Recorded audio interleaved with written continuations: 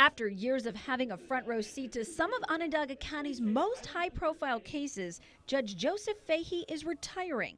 His term goes through next year, but had he run again, he could have only served a few years because of the mandatory retirement age of 70.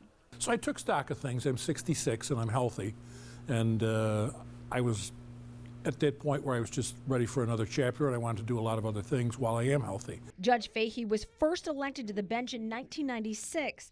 There's been memorable cases along the way. Dominic Denard certainly was one that involved the murder of a graduate student who was delivering pizzas up in the university.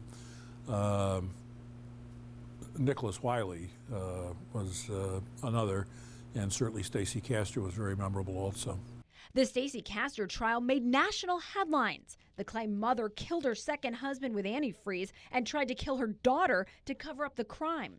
When the younger daughter was on testifying about finding her older sister almost dead, and she got very emotional about it and very distraught about it, I found it very, very difficult moment, because all I could picture would be one of my own children having to describe finding her older sister, in a similar situation. How horrible, horrible that would be.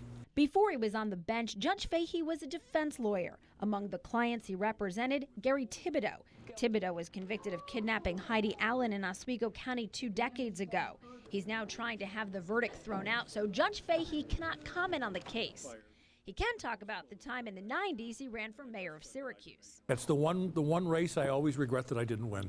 I would have loved to have been mayor of Syracuse. I think Syracuse would be a different place today, but it wasn't meant to be.